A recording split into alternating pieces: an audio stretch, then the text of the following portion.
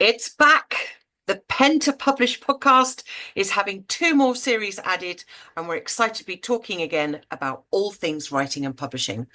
If you're planning to pen and publish, then this podcast is for you. The next two series will be covering more writing and editing tips and includes all of the issues we see repeated time and time again with new writers. The feedback from the last six series have been so positive, and we are being listened to as far-flung from Australia and Qatar, and now obviously Canada too. We're really excited to be coming back and bringing you more wonderful pen and writing info. Ready for your weekend listening. I'm Alexa Whitten, author, typesetter, and independent publisher. And I'm Alexa Tewkesbury, author, editor, and proofreader. Now, we have lots of writing resources for you, which can be found on our Pen to Published website, where you'll also find all the show notes and guest information for each episode too. There's also our Writers Refinery Facebook group, which you can join. If you just look for the Writers Refinery, this is a great place to meet and interact with other writers and authors, and we'd love to see you there. And we also love getting feedback because that really helps with our rankings. So please do leave us a review on whatever platform you're listening on. And don't forget to hit subscribe so you get notified when there are new episodes available. Now, there is also the interim putty pods. Now, these are bite-sized episodes of word wisdom, so do look out for those too. Right, let's get started.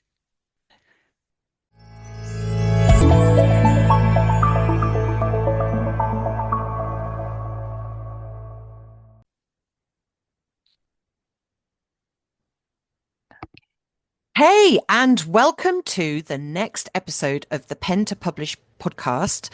And today we're going to be talking all about the middle part of your manuscript. Be it, I'm going to talk a little bit about the business book side of where people fall down with a messy middle. And Alexa Tewkesbury is going to be talking about why having a plan, if you're following a more common three-act structure, which we talked about in our last week's episode, where that then comes into play in regards to making sure you convey everything you want to convey and you don't get tangled up in knots. But I'm sure Alexa Tewkesbury is going to talk more and explain more about what we mean about the messy middle. Hello, Alexa Tewkesbury. Hello, Alexa Whitten in Canada. I still find it amazing that we just carry on as we did before, but you're in Canada. I think, wow, you're all that way away, but here you are in my computer. Yes. It's like I can just put you in my pocket. I know nothing's really changed. I'm still working a lot with UK clients, which is fantastic. The only thing different is obviously the time difference. That's it. When it's morning for me, it's, late afternoon for you, but that's it. So Yes. tell us today about what we're going to be speaking about in terms of fiction writing for the messy middle. So I think I mentioned last week, we talked last week, as Alexa says, about the structure of a book, how writing in a three-act structure can just really help you with how your book is going to fit together. And I think I mentioned that the middle part is the most difficult section. This for several reasons. It's the longest section. It's the bit where you've really got to keep the reader's interest to keep them going to the denouement, and it's a motivation thing as well. I think with it being the most challenging section, I think it's just worthwhile thinking that it's partly because we're human beings. We start off anything new and we have all this excitement and this expectation. We start off writing our book and we're thinking, yes, this book is going to be massive. And we have all the enthusiasm in the world, and making ourselves sit down to write in the beginning is likely to be really easy because we've got the motivation, we've got the ideas, we've got all the excitement of starting something new. But you may be surprised, if you're a new writer, at how quickly that enthusiasm and excitement can wane. If you're an experienced writer, you won't be surprised at all because you know about this. Yes, it's very common also in business book writing that people, like you said, get very excited at the beginning. They've got an idea for a book, they plan it out, they're encouraged, they're enthusiastic, they share on socials, this is what I'm doing. And then it's been referred to as the messy middle from a lot of my clients. They get bogged down at the middle bit. This is where it gets slightly confusing, but more so, they get bored. That's really what happens. The shiny new book has gone. They're 6 months in. They wanted it finished, 3 weeks ago. That hasn't happened. And because it's taken longer than you think, because writing always does, they lose track of where they are, which is why we hark on again and again and again about a book plan. And this is where it comes into its own. Because if you know exactly where you're going, you've got a roadmap. And for those people who write fiction as a pantster, and by that I mean they go with is the pantster term come from flying by the seat of their pants? Is that why they're I called a think pantster? so. Yeah, Yeah, yeah. I think it's that.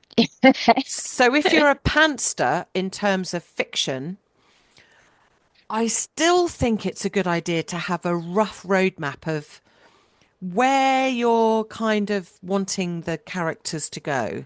I think if you completely are going by the seat of your pants, this is where you may come unstuck, especially if you're a new writer.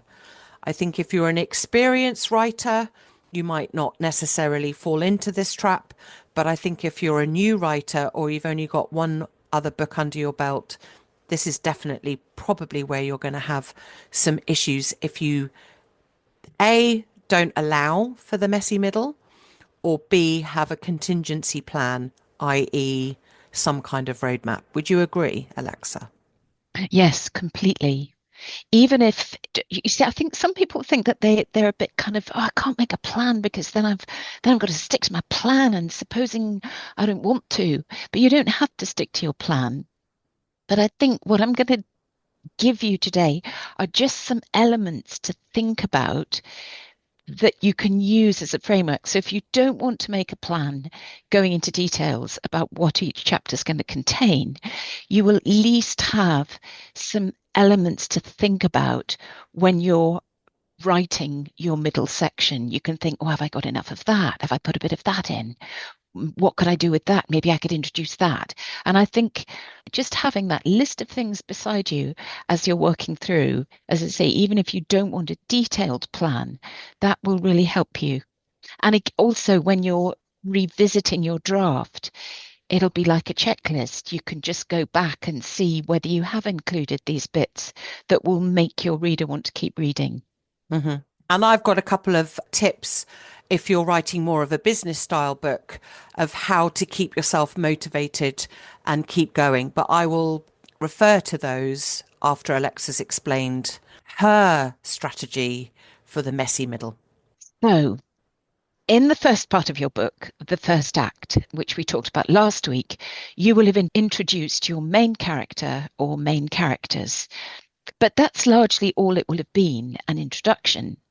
Now, the middle part of your book, this is where the characters need to really develop. This is your opportunity to help your readers feel some sort of connection with them. Now, what does your main protagonist want? What is their deepest desire? What is their greatest fear? What do they have to overcome in order to achieve their goal? It's almost like the plotting process. It's you just keep asking these questions until you have a bigger picture of your character, and then you can start threading these things through your middle section. So this is the part of the book where you really dive deeply into the beating heart of your characters. Now, there's an episode coming up where we're going to talk in more detail about building characters and creating a character arc for your central protagonist. But for now, it's just important to understand that it's not simply the plot, the events that you're moving on through the middle of the book. It's the whole story, which includes character development and how the characters relate to each other. So on to plot. Now, in the first act, you've set things in motion. Now, the middle then is the time to escalate the action. But this is where you need to try to think in this holistic way. I mentioned developing the character arc. Now, how can you build on and enhance your setup, that setup that you began in the first act? So think about perhaps unexpected revelations, a circumstance maybe that you've kept hidden until now, or a character detail that's bound to have a huge impact on the way the story plays out.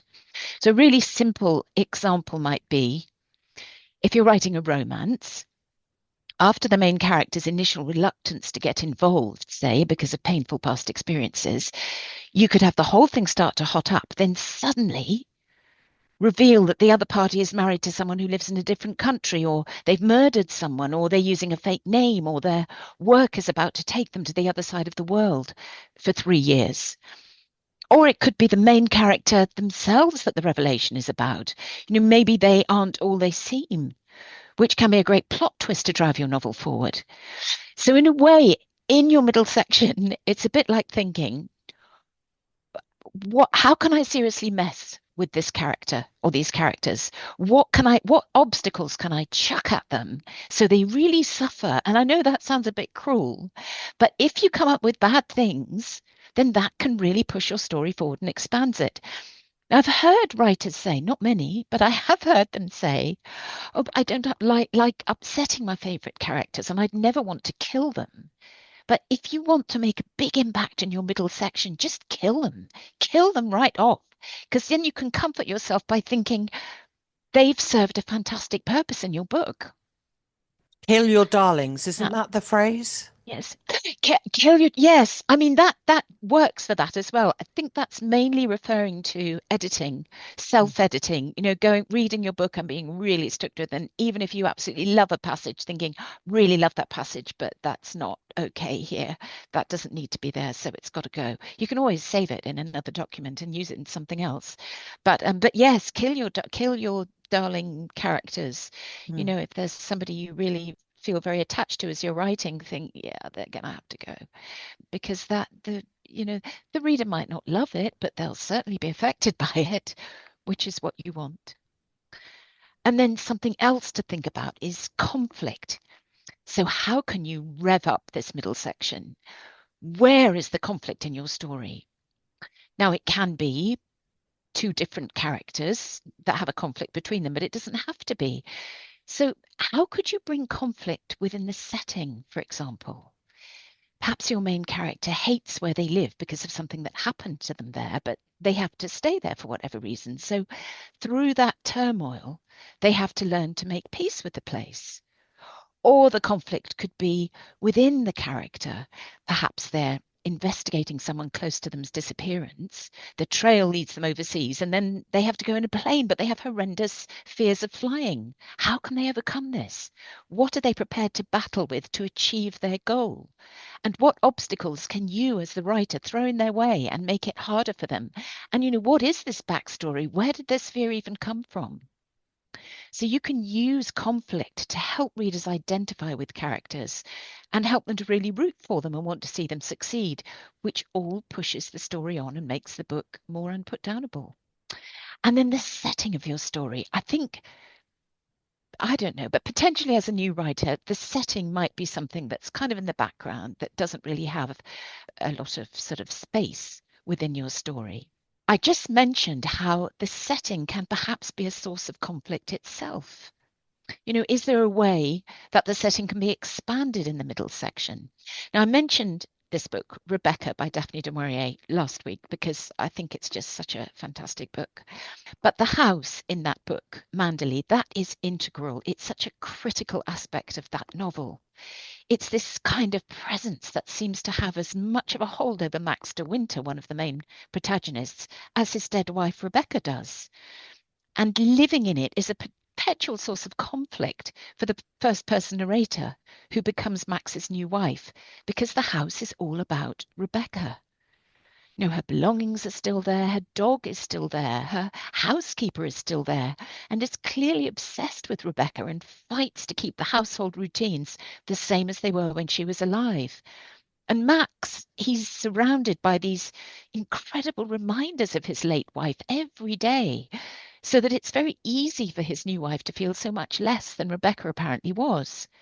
The house makes Rebecca inescapable. Then when the house, Manderley itself, is destroyed by fire in Act 3, it's a really climactic moment in the denouement. and I hope it's not a spoiler. I hope everyone's read it. It's a very famous story, but sorry if you haven't read it. But anyway, but the destruction of that house becomes symbolic, really, of Max and his new wife finally being able to cut the chains that bound them to Rebecca and made their lives both miserable. You know, it's sad that this beautiful place is burning. It's like killing a darling. But there's this bitter sweetness because although there's that sadness, now they can be free because it's gone. So I would encourage you to really think about the physical setting and the time setting of your story as you work through your second act, because they can have a real impact if you choose to use them in that way, as Daphne du Maurier has done. And then don't forget as well, in your middle section, you can introduce something new. You can introduce a new character. You can introduce a subplot. Now, subplots are fantastic for layering into your novel to give it some depth. So it should never take up so much space that it ends up competing with the main story. But the job of the subplot is to enhance the main plot and or the characters. So a subplot might allow you to give more insight into your main character, for example. Now, I mentioned last week about not shoveling everything about everyone into the first act of your book. We've talked about this before, haven't we, about showing, not telling. But with a subplot, you can start to drip feed some character backstory in that reveals something the reader didn't know before. And it might help with suspense in some way. So, for example, structurally, if you cut away from the main action at a crucial point to drop in a bit of subplot, that can really help with pace and page turnability to keep your reader hooked in. I know I keep on about, page turnability and you want to keep your reader reading, but you really do. Once you've drawn your reader in, you've really got to keep them with you, or there's so many books, they probably will give up. And subplots, they really can add another dimension as well, a real depth to your story. And that middle section is the perfect place to introduce one, because you're suddenly saying, this is the story, but here's a new thread for you. The subplot can be developed here in the middle with the resolution coming during the final act. Or maybe if you have a couple or more subplots, you might keep just one to resolve during the final act and have a couple of resolutions during that second act. And then again, plot twists. Plot twists are great for the second act. They don't necessarily have to come at the end. So maybe a subplot could result in a twist that moves the story in an unexpected direction. So, for example, if you had a murder mystery, the detective might think they've solved the crime. They might be convinced they know who done it, whatever the crime is. This could happen in the middle section. But then a new piece of evidence comes to light and suddenly they seem to be back at square one. That could happen towards the end of the middle section before you start to build up to the denouement. And then suddenly the evidence is unexpectedly discredited. And so you've got like it's him. Oh, it's not him. Oh, actually, it could still be him or her, obviously. So the more you can lead the reader down twisty routes through your second part, that might result in a dead end or shoot them off in another way, the more you're going to keep their attention. So all those things, plot twists, subplots, place, significance of the place that you're writing about, conflict, the plot itself, how the plot is going to evolve, how it's going to how the stakes are going to be upped, the development of the characters, all of that can happen in the middle. And that is an awful lot of stuff. If you can bring yourself to sort of rein it in and get some kind of plan down before you start, just sentences that include some of these things, like what's going to happen to my main character? Okay, what is it about the setting that's making this character's life difficult? It just gives you, as Alexa calls it, a roadmap that you can follow, that when you get to a point where you think, I don't know what to do next. If you just look and see, well, really, I shouldn't run out of ideas because there's all these other elements that I can introduce. And I think that's where writing a book is hard work. It is hard work. That there's a lot for your brain to work through and produce, but it will be so worth it if you can just take these elements and think, okay, that's okay. I'll just focus on this one and I'll drop this in. And gradually that middle section will start to come together. I think also this is where reading really comes into its own. I think if you read, and then study books you've already read, like we mentioned last week, about how successful authors do this. I mean, you probably don't even notice. And any good book, you wouldn't notice, would you? You wouldn't notice these devices that you've explained because they just happen and they're so cleverly done. At no point should a reader be looking and going, oh, here we go. Here's the middle plot twist that Alexa Tewkesbury was talking about, you know?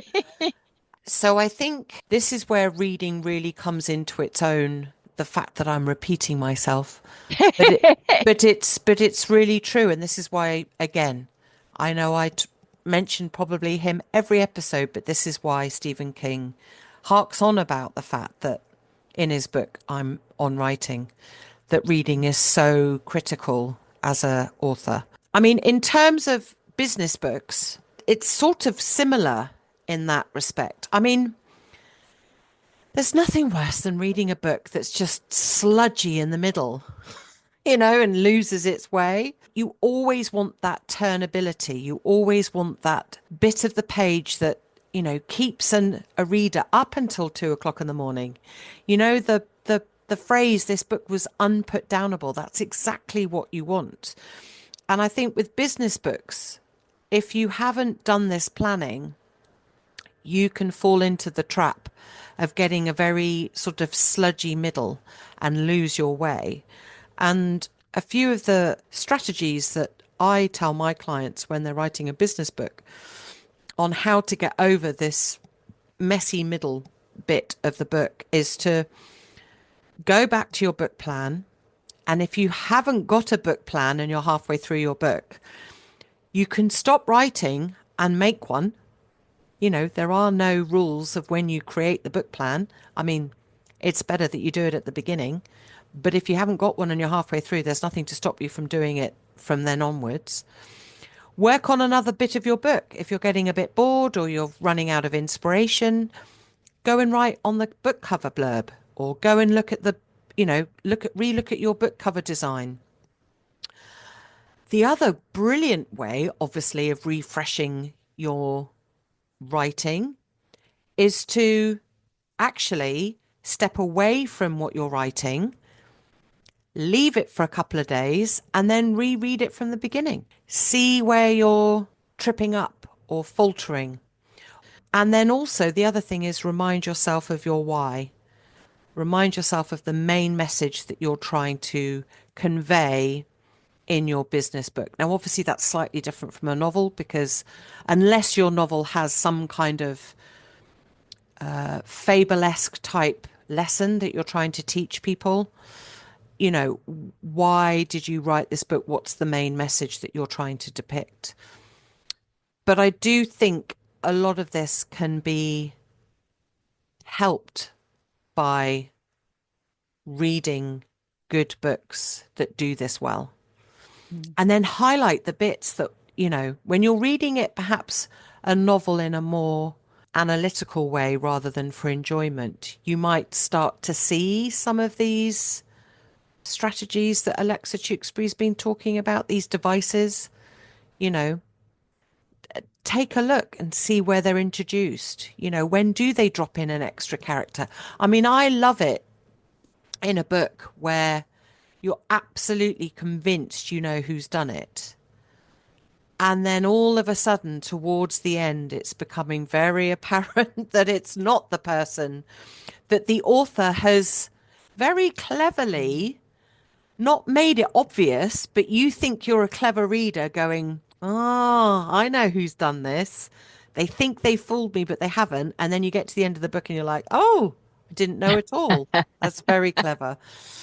Very clever. And I think Agatha Christie was very good at this. I think Jeffrey Archer, actually, I mean, talk about having a twist in the tale. Jeffrey Archer was always very clever with that as well.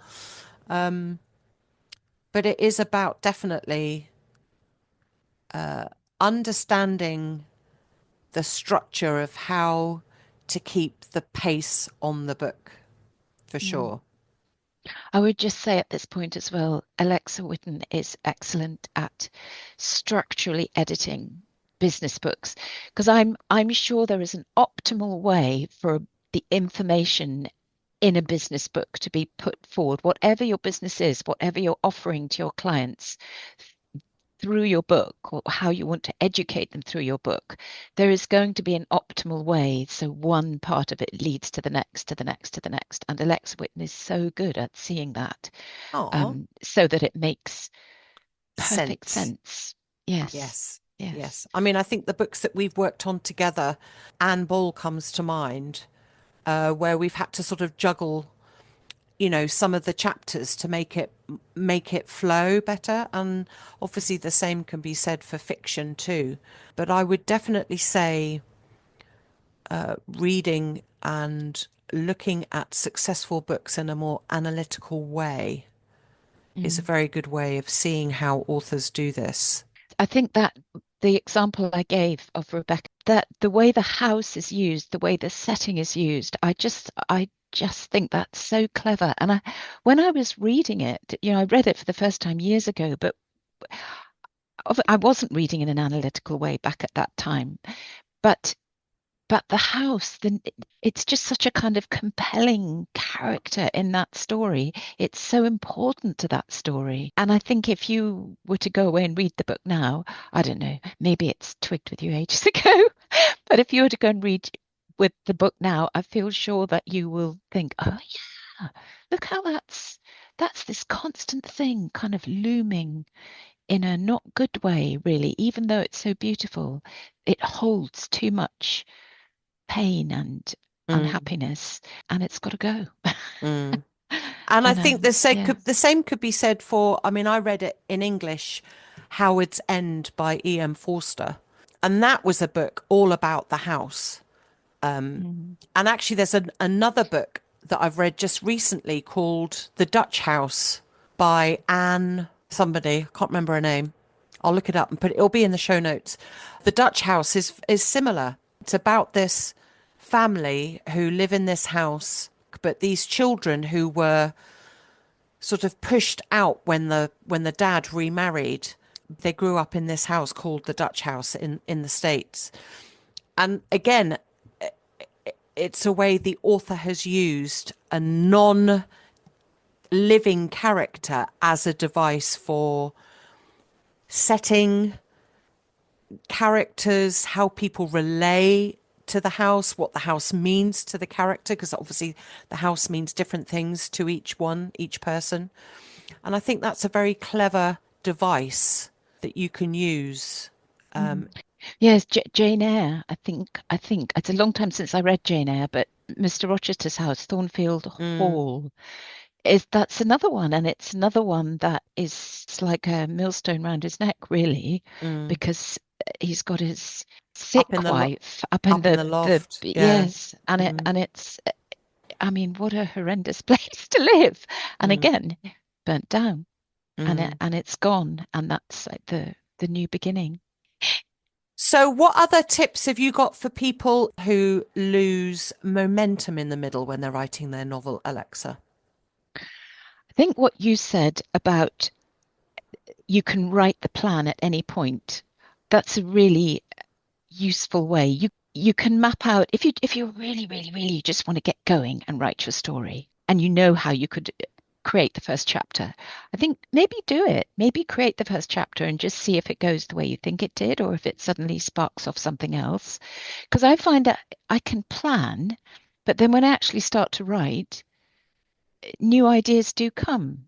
So then I can amend the plan and I can, scrap parts of it if I suddenly think, oh, actually, that's not where the story is going at all.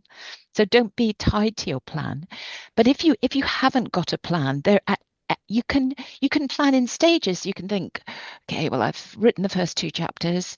I'll plan the next two, or I'll plan the next five or something, or I'll plan to the end of the first act. And then when you've done that bit of planning, then try and write that section following your plan or amending your plan as you go.